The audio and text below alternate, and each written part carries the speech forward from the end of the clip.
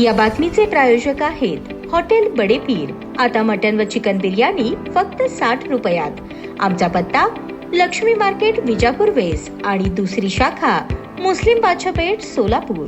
स्थानिक स्वराज्य संस्था निवडणुकांच्या अनुषंगाने सोलापूर ग्रामीण जिल्ह्यात अवैध दारू व्यवसायावर पोलिसांनी कडक कारवाई सुरू केली असून दक्षिण सोलापूर तालुक्यातील मुळेगाव तांडा येथे 3 अवैध हातभट्टी दारू निर्मितीच्या भट्ट्या उद्ध्वस्त करण्यात आल्या। या कारवाईत 14,600 लिटर गुळ मिश्रित रसायन व साहित्य असा एकूण 6,18,400 रुपयांचा मुद्देमाल जप्त करण्यात आला असून संबंधित प्रकरणी 3 गुन्हे दाखल करण्यात आले आहेत। पोलीस अधीक्षक अतुल कुलकर्णी यांनी निवडणूक कालावधीत अवैध दारू निर्मिती व वाहतूक रोखण्यासाठी कडक उपाययोजना करण्याचे आदेश दिले होते। त्या अनुषंगाने स्थानिक गुन्हे शाखेचे वरिष्ठ पोलीस निरीक्षक संजय जगताप यांच्या नेतृत्वाखाली 4 विशेष पथके तयार करून दिनांक 25 डिसेंबर 2025 रोजी मुळेगाव तांडा परिसरात छापे टाकण्यात आले। या छाप्यांदरम्यान हातभट्टी दारू तयार करण्यासाठी साठवून ठेवलेले 73 बॅरल मधील 14,600 लिटर गुळ मिश्रित रसायन आढळून आले। सदर रसायन साठा जागीच नष्ट करून पुढील कायदेशीर कारवाई करण्यात आली। निवडणूक कालावधीत अवैध दारू व्यवसाय करणाऱ्यांविरोधात अशीच कठोर कारवाई सुरू राहणार असून वारंवार गुन्हे करणाऱ्या इस्मांविरुद्ध प्रतिबंधक कारवाई करण्यात येणार असल्याचा इशारा पोलिसांनी दिला आहे। ही संपूर्ण कारवाई अप्पर पोलीस अधीक्षक प्रीतम यावलकर यांच्या मार्गदर्शनाखाली स्थानिक गुन्हे शाखेचे वरिष्ठ पोलीस निरीक्षक संजय जगताप यांच्या नेतृत्वाखाली पार पडली। मोहिमेत सहाय्यक पोलीस निरीक्षक विशाल वायकर, नागनाथ खोडे, विजय शिंदे, भीमगोंडा पाटील यांच्यासह एकूण 24 अधिकारी आणि अंमलदार सहभागी होते।